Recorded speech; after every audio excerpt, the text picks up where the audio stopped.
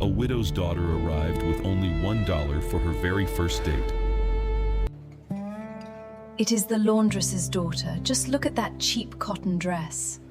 The poor thing actually believes a gentleman would sit with her.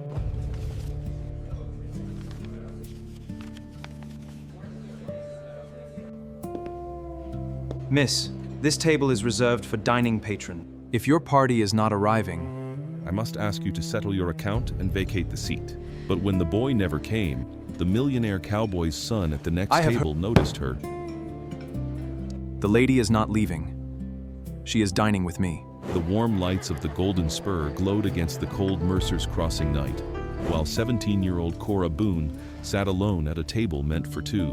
In her pocket was $1 silver, every cent she had, and across from her sat an empty chair that seemed more painful with every passing minute. She had come believing this dinner might change how people saw her, but the boy she waited for was never coming. A cruel note was about to show her exactly what they thought she was worth. Then Silas Montgomery, the cattle baron's son, noticed her. He crossed the room, and that single silver dollar was about to change both their lives. The brass clock in the dining room ticked like a judge's gavel, passing sentence on a fool. The Golden Spur was not a place for a laundress's daughter. The air inside was thick with the scent of roasted beef, buttery rolls, and expensive cigar smoke. Men in tailored broadcloth suits and polished boots sat at wide oak tables. They laughed in deep, rumbling voices. Women in rustling silk dresses smiled from behind painted fans. Crystal glasses clinked together like tiny silver bells. Cora was 17. She was a slender girl with bright blonde hair, neatly pinned back from her face. She wore a simple cotton dress. It had once been a faded gray, but her mother had spent 3 days dyeing it a deep, rich navy. Her mother had sewn a fresh white lace collar onto the neckline just yesterday. It was the finest garment Cora had ever worn. Yet, bathed in the warm, golden glow of the restaurant's gas lamps, she felt entirely out of place. She felt like a barn owl trapped in a parlor. She smoothed the cotton fabric over her knees. Her hands trembled slightly. Inside her small beaded reticule sat $1 silver. It was her entire safety net. She had walked 2 miles from the dusty outskirts of town to save the nickel a trolley ride would have cost. Her mother had insisted she come. "You are a good girl, Cora," her mother had said, her hands red and raw from the washboards. "You deserve a proper evening in town. Go on now." Amos Tucker had invited her. Amos was the son of the town's mercantile owner. He was handsome, and he always rode a fine chestnut horse past her mother's wash lines. He had never spoken a word to Cora until Tuesday. That was the day Nellie Farnsworth, the mayor's daughter, had stopped Cora on the boardwalk. "Amos is terribly shy," Nellie had said, her smile wide and sweet. "He wants to take you to dinner at the Golden Spur, Friday evening, 7 o'clock. It had felt like a storybook page come to life. Now it felt like a trap. Cora sat with her back perfectly straight. The plush red velvet of the chair felt strange against her shoulders. She reached into her reticule and touched a small, cold piece of tin. It was a tintype photograph of her grandfather, Colonel Thaddeus Boone. He was a legendary Union cavalry officer. He had led the daring midnight raid on the supply trains at Stones River, a mission that had saved hundreds of starving soldiers. Whenever Cora felt small, she remembered his rough, steady voice. "Boones do not bend in the wind, Cora. We plant our boots in the dirt. We stand tall." She lifted her chin. She tried to stand tall in her seat. A waiter in a crisp white apron stepped up to her table. He carried a silver tray. He looked down his nose at Cora. "Will your gentleman be arriving soon, miss?" he asked. His tone was not quite rude, but it lacked any warmth. "I am sure he will be here shortly," Cora said. Her voice held steady. "I am just a bit early." It was 7:15. "May I bring you something while you wait?" the waiter pressed. "A glass of cider? Fresh lemonade?" Cora felt a spike of panic.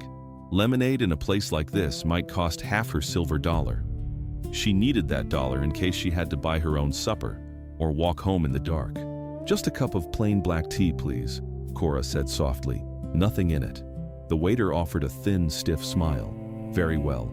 He turned and walked away. Across the room, near a massive stone fireplace, Silas Montgomery watched her. Silas was also 17, but his world was entirely different. He sat in a heavy leather chair. He wore a fine wool suit and a silk string tie. His father, Harrison Montgomery, sat across from him. Harrison was the wealthiest cattle baron in the territory. He owned half the land surrounding Mercer's Crossing. Harrison was currently talking to two railroad executives from Chicago. They were discussing cattle drives, freight rates, and land rights. They spoke only of numbers, profit, and power. Silas felt a heavy, cold boredom settling in his chest. He was required to attend these dinners. He was expected to listen, to learn how to be a cattle baron, to learn how to rule the valley. It felt like learning how to be a stone. His dark eyes drifted across the dining room. They landed on the blonde girl in the navy dress. Silas recognized her. He had seen her in town, carrying heavy woven baskets of wet laundry. She always walked with a quick, determined step. She never looked at the shop windows. Tonight, she looked terrified, yet she sat with a rigid, undeniable dignity. Silas watched the waiter bring her a single cup of tea. He saw the way she clutched her small beaded bag. He saw her glance toward the heavy front doors every time they swung open. Silas, his father's voice cut through the noise. It was sharp and demanding. "Are you paying attention?" "Yes, sir," Silas replied. He turned his attention back to the table. "You were discussing the new freight tariffs out of Cheyenne." Harrison Montgomery nodded, satisfied that his son was listening. He turned his attention back to the men from Chicago. Silas immediately looked back at the girl. 20 more minutes crawled by. It was now nearly 8 o'clock. Cora's tea was gone. The cup was cold. The dining room was growing louder as more prosperous couples arrived for their late suppers. The heavy front doors opened again. A young boy in a ragged newsboy cap stepped into the foyer. He looked around wildly. He spotted Cora and marched over to her table. He held out a folded piece of yellow paper. "You, Cora?" the boy asked loudly. "Yes," Cora whispered. "Fella up the street gave me a penny to bring this to you." The boy dropped the note on the table and darted back out into the night. Cora stared at the yellow paper. Her hands felt like lead. Slowly, she reached out and unfolded it. The handwriting was elegant and looping. It belonged to Nellie Farnsworth. "Amos is not coming, laundress. He is at the barn dance with me. We only wanted to see if a scrub girl would actually put on airs and sit with quality folks. Go back to the wash tubs." The words hit her like a physical blow. The air rushed out of her lungs. The clinking glasses and booming laughter of the restaurant suddenly sounded like a roaring river in her ears. She had been a joke, an evening's entertainment for children who had never worked a day in their lives. Her mother had scrubbed clothes until her hands bled. Also, Cora could be a punchline. Her eyes burned with sudden hot tears. She blinked rapidly, staring down at the cruel yellow paper. "We do not bend in the wind." She forced her shoulders back. She carefully folded the note and placed it in her reticule. She would not cry. Not here. Not in front of all these people in their fine silks. Silas Montgomery had seen the entire exchange from his table. He had seen the ragged boy. He had seen the girl read the note. He had seen the devastating flush of shame wash over her cheeks, followed by a sudden, fierce tightening of her jaw. It was the most remarkable display of quiet courage he had ever witnessed. At his own table, one of the railroad men was chuckling. "You squeeze the farmers out, Harrison, and the land is yours for pennies." Silas felt suddenly sick to his stomach. The stiff waiter returned to Cora's table. He did not ask if she wanted anything else. He looked at the empty teacup. He looked at the empty chair across from her. "Miss," the waiter said, his voice carrying just enough to turn a few heads. "This table is reserved for dining patrons. If your party is not arriving, I must ask you to settle your account and vacate the seat." Cora swallowed hard. Her throat felt tight and dry. "How much do I owe you for the tea, sir?" The waiter sneered. 10 cents for the tea. "But that the table minimum for the evening hour is 50 cents. That will be 60 cents total." It was an outrageous price. It was extortion. Cora knew it, but she was too humiliated to argue. Her hands shook as she opened her small beaded bag. She pulled out her single, heavy silver dollar. She set it gently on the white tablecloth. "This is all I have," she said quietly. Silas Montgomery stood up. "Sit down, Silas," Harrison Montgomery snapped. "We are conducting business." Silas ignored his father. He stepped away from the roaring fireplace. He crossed the dining room in a few long strides, ignoring the curious stares of the wealthy patrons. He walked straight to Cora's table. She looked up at him. Her blue eyes were wide, bright with unshed tears, but her chin was tilted in defiance. She looked completely broken, and yet entirely unbroken all at once. Silas turned his dark gaze onto the waiter. His voice was low, smooth, and laced with absolute authority. "The lady is not leaving," Silas said. "She is dining with me." The waiter froze. He looked from Silas's tailored suit to Cora's faded dress. He opened his mouth, but no words came out. Across the room, Harrison Montgomery pushed his heavy chair back. The wooden legs scraped loudly against the floorboards. "Silas," he boomed. The entire restaurant grew quiet. "What is the meaning of this? Get back to this table." Cora wanted the floor to open up and swallow her. This was worse than Amos standing her up. She was a public spectacle. She was a charity case. "No, please," she whispered to Silas. "I am leaving. Just let me pass." She tried to stand. Silas gently placed his hand on the back of her chair. He looked at the waiter, then turned to meet his father's furious gaze. "I apologize, Father," Silas said. His voice was perfectly steady. "I will be right back." He looked down at Cora. His dark eyes were kind, but firm. "You are not leaving," he said softly. "You are moving." He offered his arm. Cora stared at it.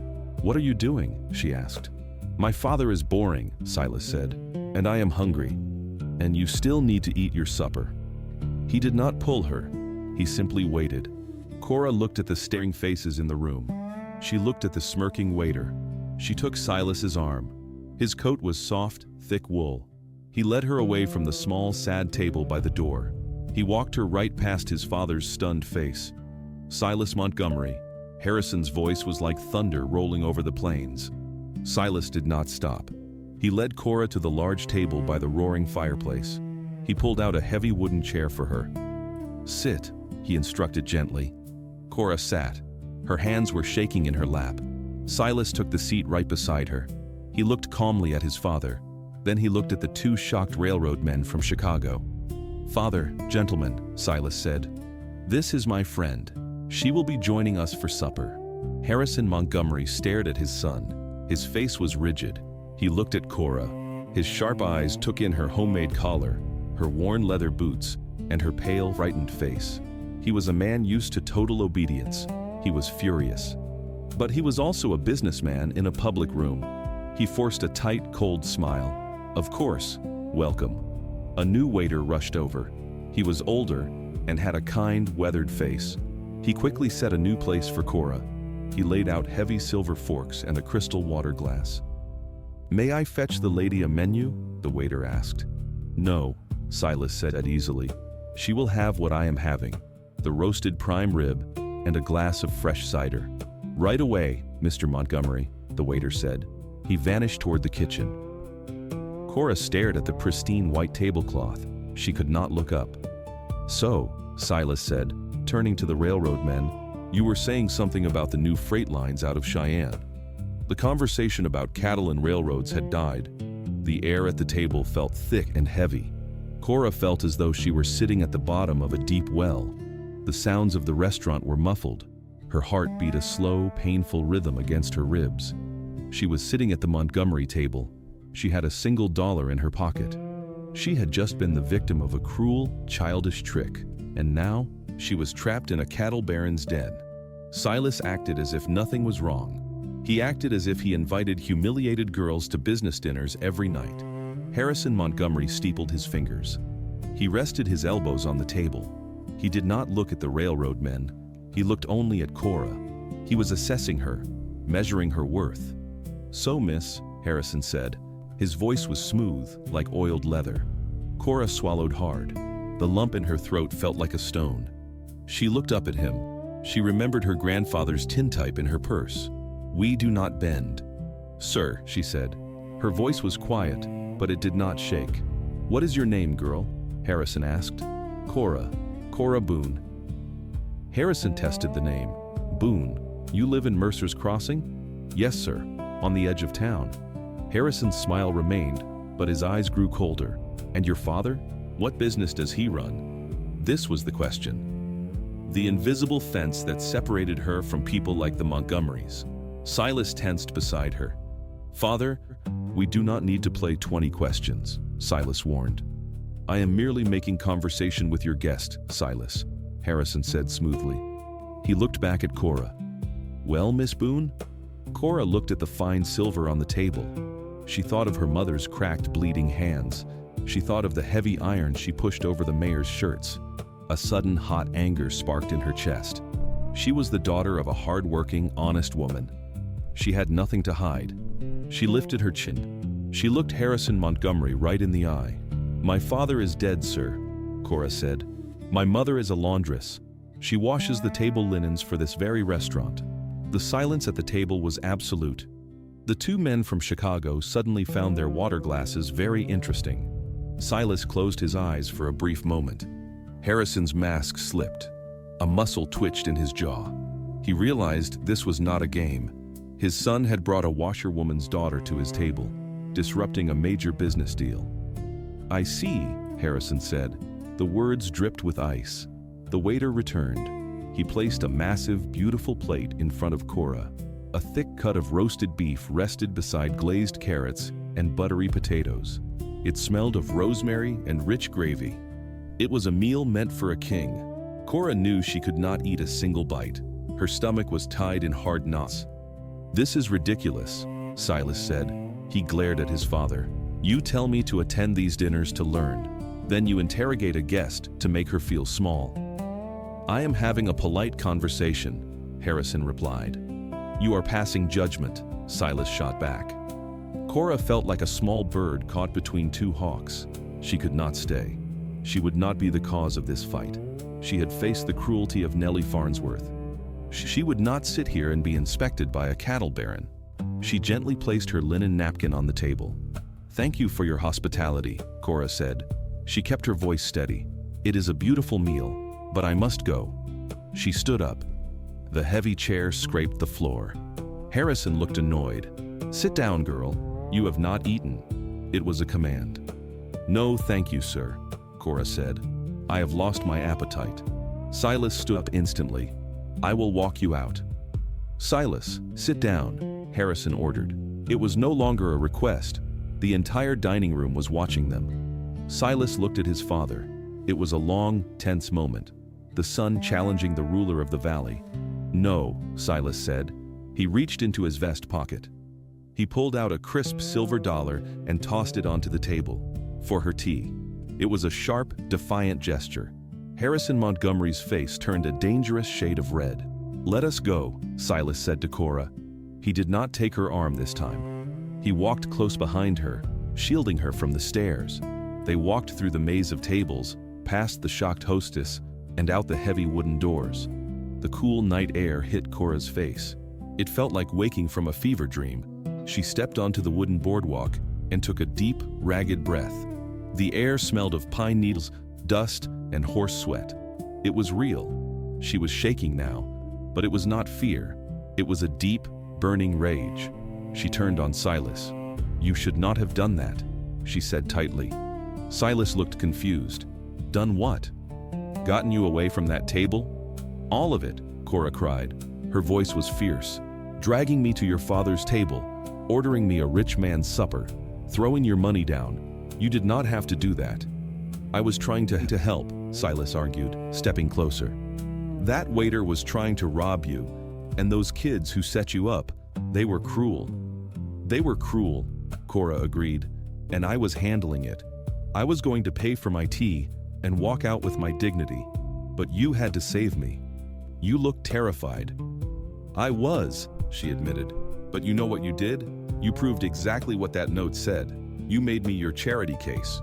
You brought the poor little laundress girl to your father's table so you could feel noble, so you could rebel against him. Silas was stung. No one had ever spoken to him like this. That is not true. I saw how brave you were. I just wanted to help. I do not need a Montgomery to save me, Cora said. She clutched her beaded bag tightly. I had my own silver dollar.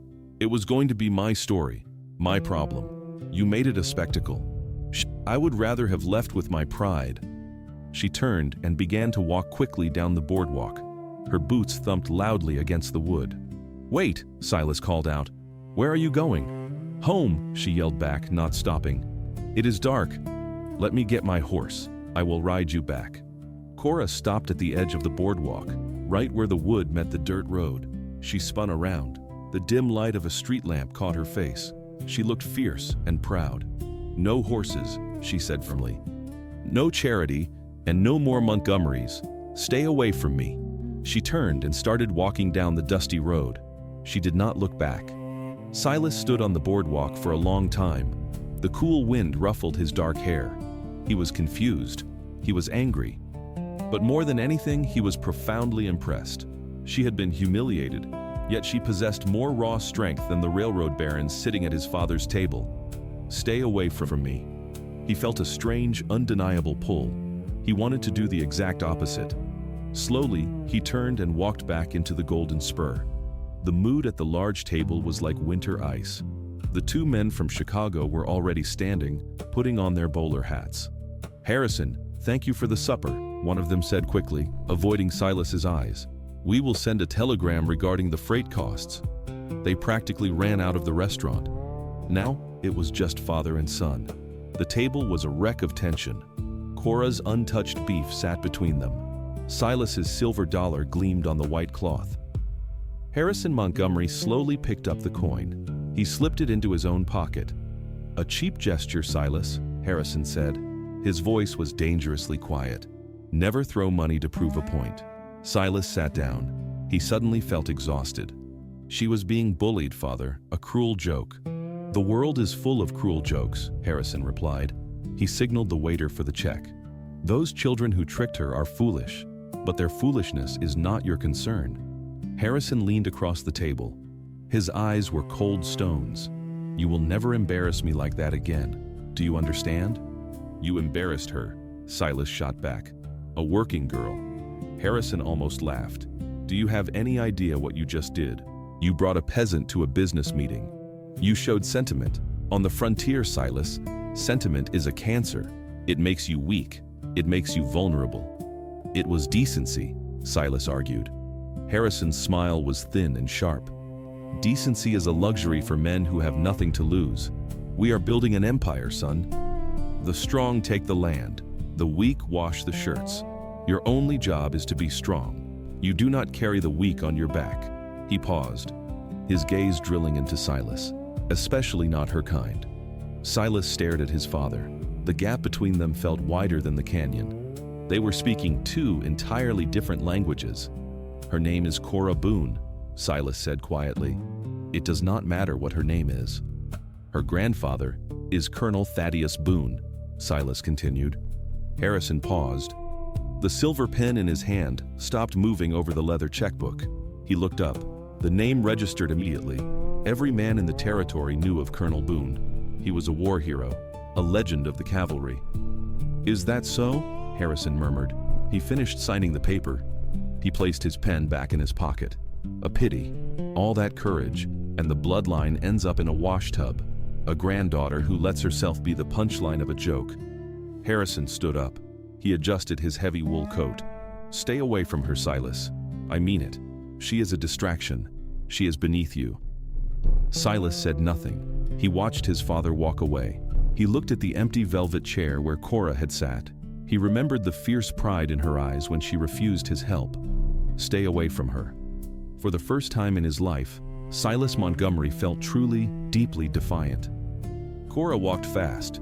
She walked until the burning in her lungs and the ache in her feet forced her to slow down. The town changed around her as she moved further from the center. The bright gas lamps gave way to dark, quiet streets. The painted storefronts turned into simple wooden cabins. The smell of roasted beef faded, replaced by the scent of wood smoke and damp earth. "We do not bend." Her grandfather's words echoed in her mind. They were her anchor. She walked for 2 miles. The humiliation of the note felt like a heavy stone in her chest. The pity from Silas Montgomery felt like a burn on her skin. The cold assessment from his father felt like an iron cage, but the act of walking gave her purpose. Every step was her own choice. An hour later, she reached her small, weathered cabin on the edge of town.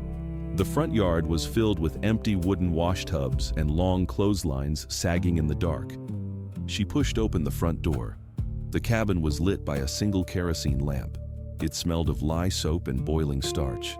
Her mother, Martha Boone, was asleep in a rocking chair by the cold hearth.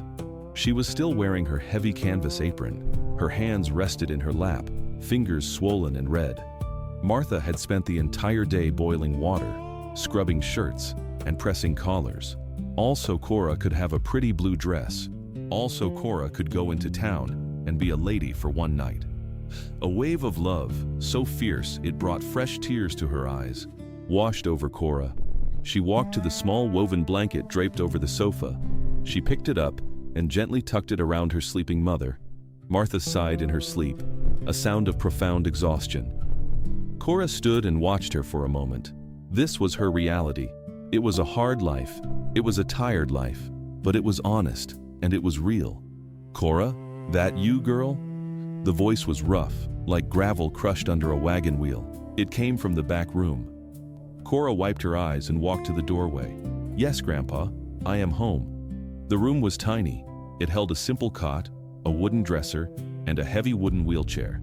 Colonel Thaddeus Boone sat in the chair, looking out the small window at the moonlit yard. He was a frail man now, his legs ruined by a cannon blast 20 years ago, but his shoulders were still broad, and his white hair was neatly combed. His eyes were sharp as a hawk's. You are home early," Thaddeus said. He wheeled his chair around to face her. "How was your evening with the Tucker boy?" Cora's face crumbled. She had held it together at the restaurant. She had held it together on the dark road.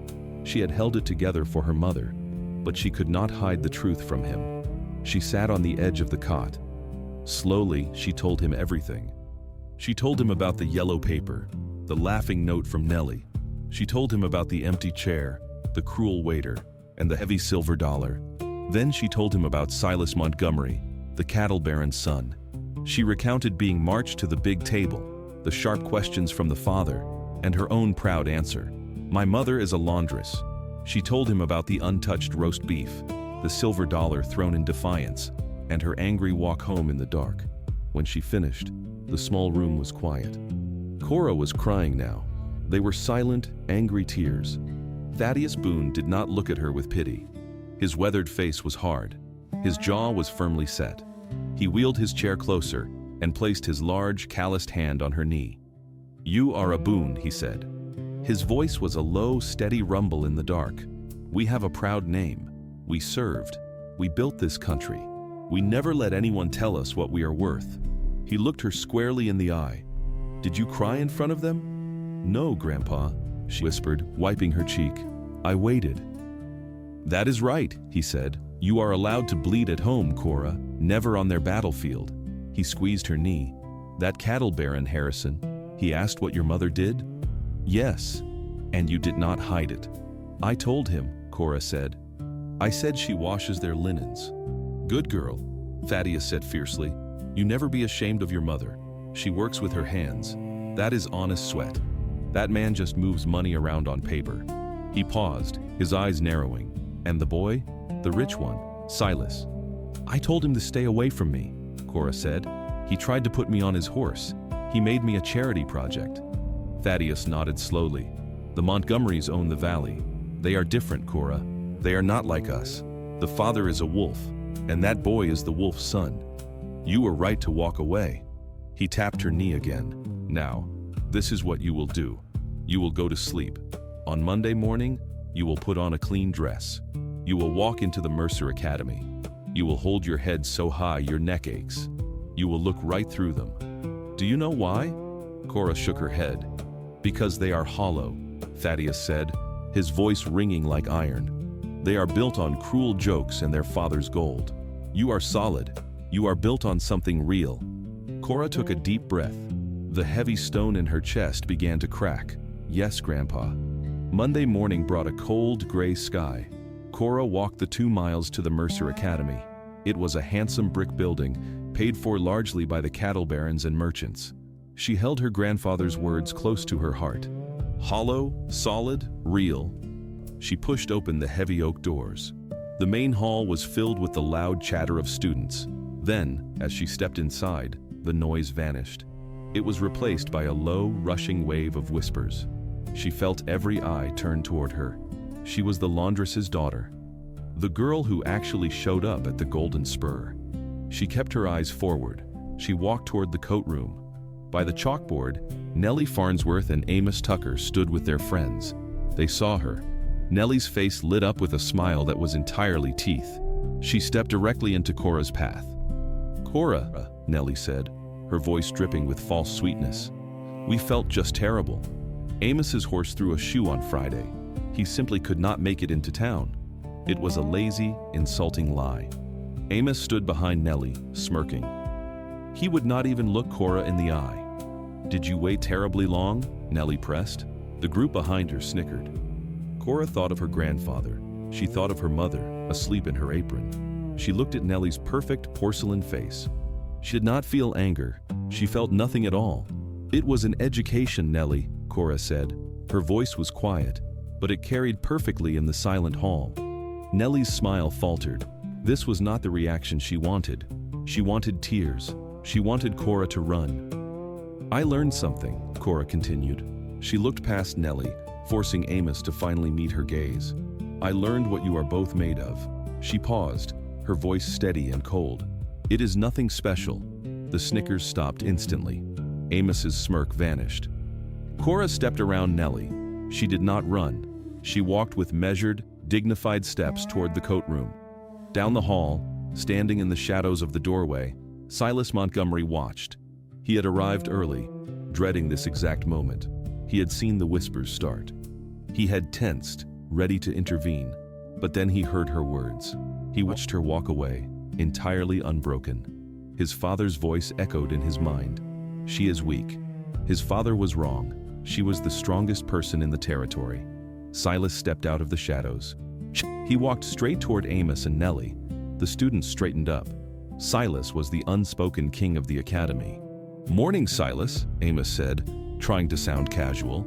"Did you hear about the little joke we pulled on?" "That was a cruel thing to do, Amos," Silas interrupted.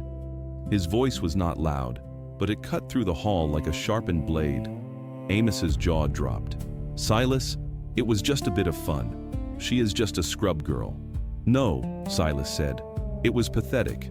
He stepped closer, towering over the merchant's son. "You are a coward. You let Nellie do your dirty work, and you humiliated a girl who has never done a thing to you." Silas turned his dark eyes on the rest of the group. "All of you." It was pathetic. He did not wait for an answer. He turned and walked into the classroom. The social order of the Mercer Academy had just been shattered. The cattle baron's son had publicly defended the laundress's daughter. By the noon recess, the school was divided. Nellie and her friends were furious, but they dared not cross Silas. Instead, they treated Cora with a new, bitter silence. As Cora sat alone on a wooden bench under a large oak tree to eat her lunch, a group of older girls walked past. One of them intentionally stumbled. Her tin cup of cold milk tilted, aimed directly at Cora's lap. A hand shot out. Silas Montgomery had been leaning against a nearby fence. He moved with sudden, startling speed. He stepped between the girl and Cora. The milk splashed heavily against his fine wool trousers and polished boots. The courtyard went dead silent. The girl who had tripped turned pale. "Oh, Silas, I am so sorry." Silas did not even look at her. He pulled a linen handkerchief from his pocket and wiped his hands. "You missed," he said flatly. He sat down on the wooden bench, right beside Cora. Cora stared at him, her heart hammering. "What are you doing?" she hissed. "I am sitting," Silas said. "You cannot sit here. They are going to throw things at you." "Good," Silas said calmly. "My father hates these trousers anyway." He looked at her. "Eat your lunch, Miss Boone. If you do not eat, they win." Slowly, Cora picked up her wrapped bread and cheese. Silas did not have any food. He simply sat beside her, a silent, defiant guard. No one bothered her for the rest of the recess. That afternoon, Cora was summoned to the headmaster's office. Her stomach dropped. This was it. The Montgomerys owned the town. Harrison had finally demanded her expulsion. She walked in, keeping her chin high. Headmaster Vance was a thin, nervous man. "Miss Boone, please sit," he said quickly. "You are not in trouble." Cora sat, gripping her hands in her lap. "I have received a very clear message from Mr. Harrison Montgomery," the headmaster said. He wiped his brow. "He wishes for you to know that he is deeply displeased with the disruption to the academy's atmosphere." Cora felt cold. "He wants me gone."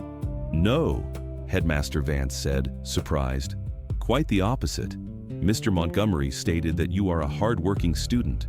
He demanded that you be left completely alone to do your work. He has made it clear to the town's prominent families that any further harassment of you will be met with his severe financial displeasure." Cora was stunned. "He is protecting me?" "He's protecting his son," the headmaster corrected gently. "He is protecting his family name. He does not want a scandal. He does not want Silas distracted." Cora left the office feeling hollow. It was true. The whispers stopped entirely. People looked away when she walked past. She was safe, but it was a humiliating safety. She was not a person to Harrison Montgomery.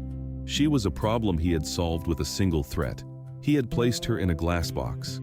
The next day, in their senior history class, Professor Alden stood before the chalkboard. He was a sharp, observant man who loved rigorous debate.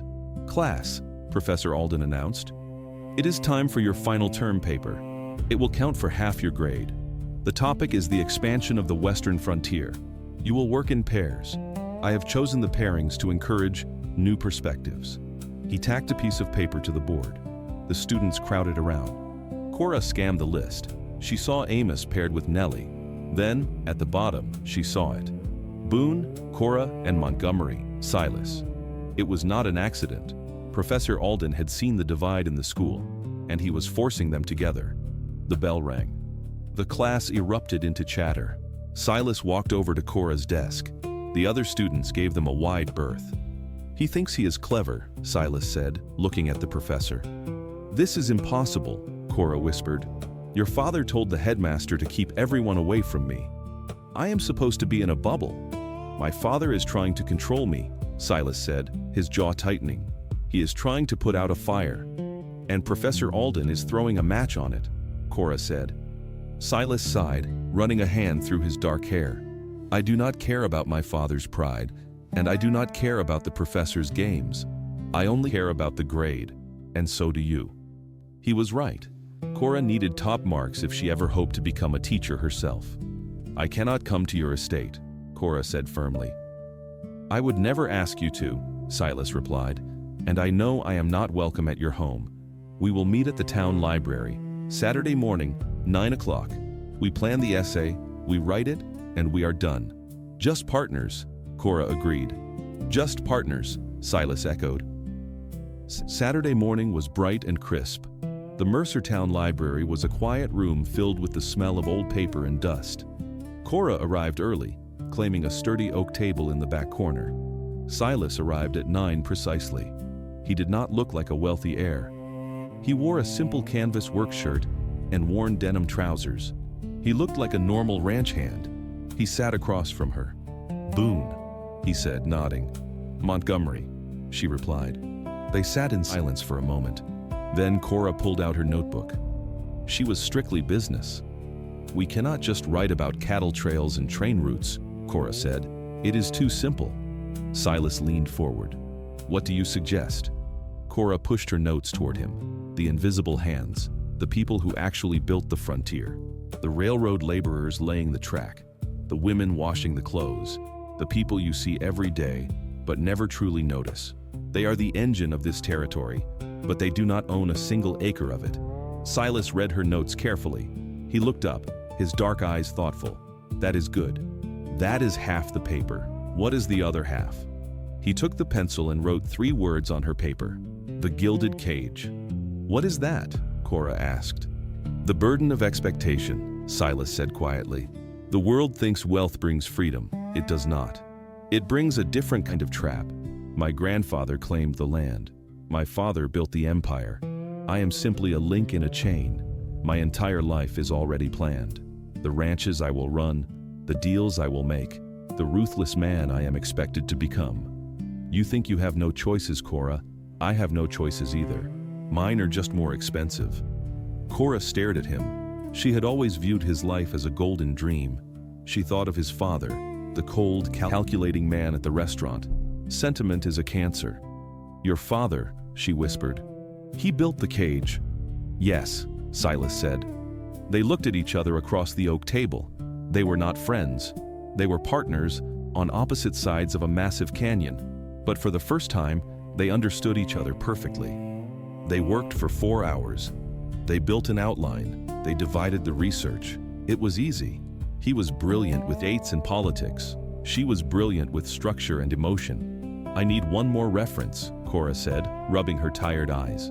There is a ledger from the early railroad expansion. The library does not have a copy. My father has it in his private study, Silas said. I will bring it to you. No, Cora said quickly. You cannot come to my house. I will drop it on the porch, Silas said, packing his bag. We need the grade, Cora. He left before she could argue. The next afternoon, Cora was sweeping the front porch of her cabin. The autumn wind was picking up. She heard the steady rhythm of hooves. Silas rode into the dusty yard on a magnificent chestnut horse. He dismounted, holding a heavy, leather-bound ledger. He looked completely out of place standing among the wooden washtubs. Before Cora could speak, the front door creaked open. Thaddeus Boone wheeled himself onto the porch. He was dressed in his old, faded Union cavalry jacket. The brass buttons were polished bright. He rolled to a stop at the edge of the steps, looking down at the young man in the yard.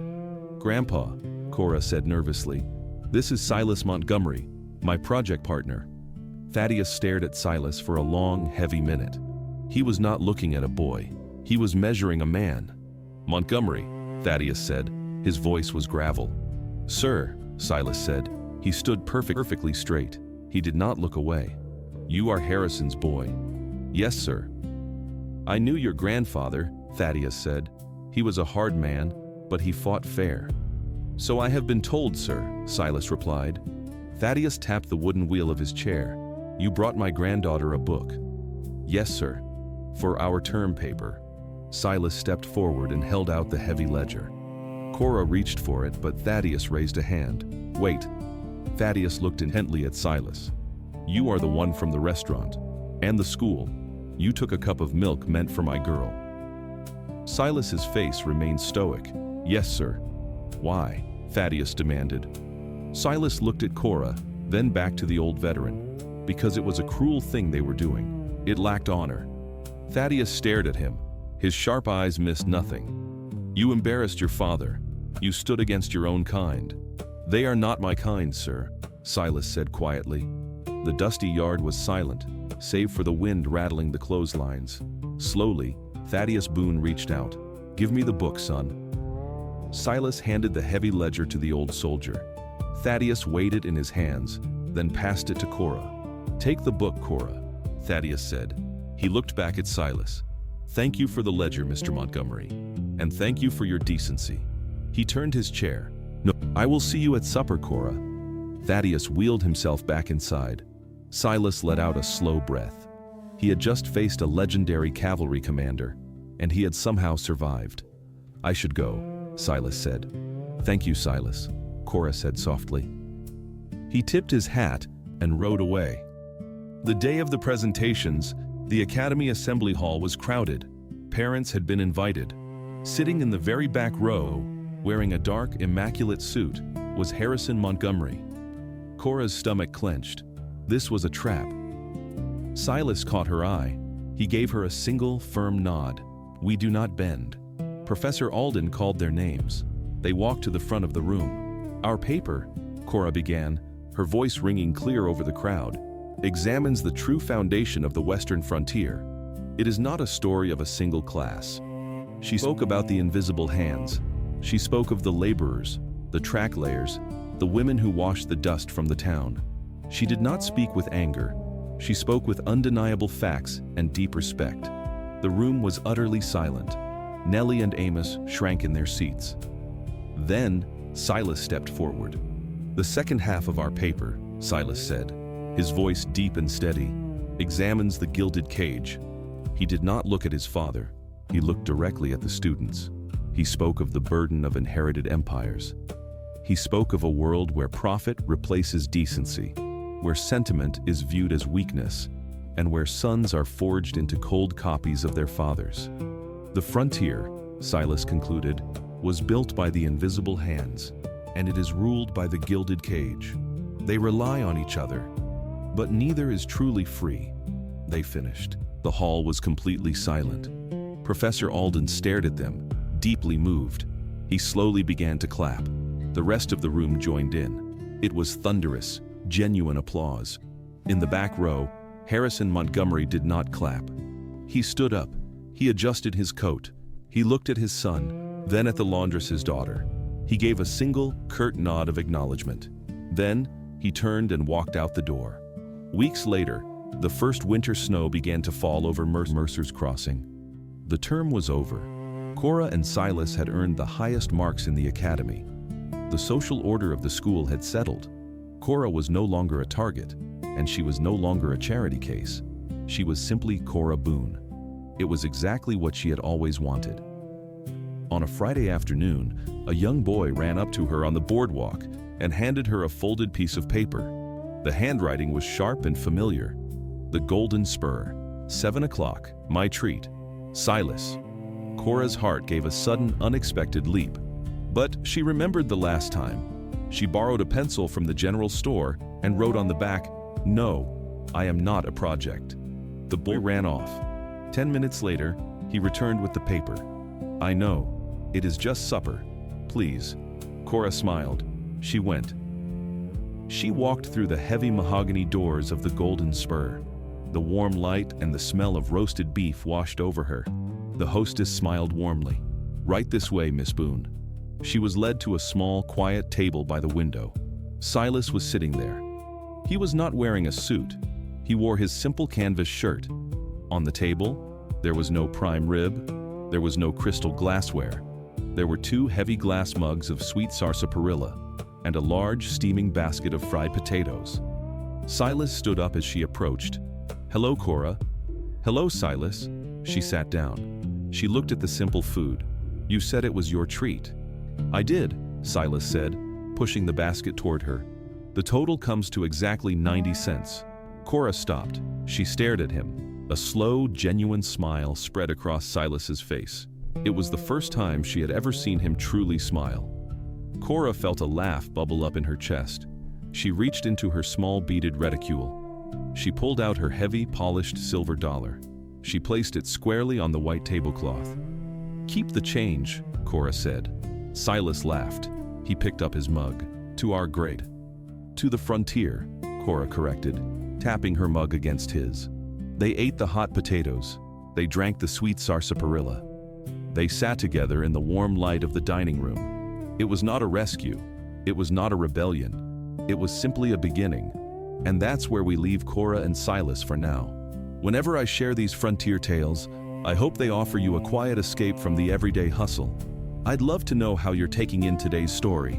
Are you sipping coffee, relaxing after a long shift, or just unwinding for the night? Drop a comment below. I genuinely read every single one. Let us know what country you're watching from too. To cross paths for our next adventure, please like and subscribe. Thanks for spending this time with me.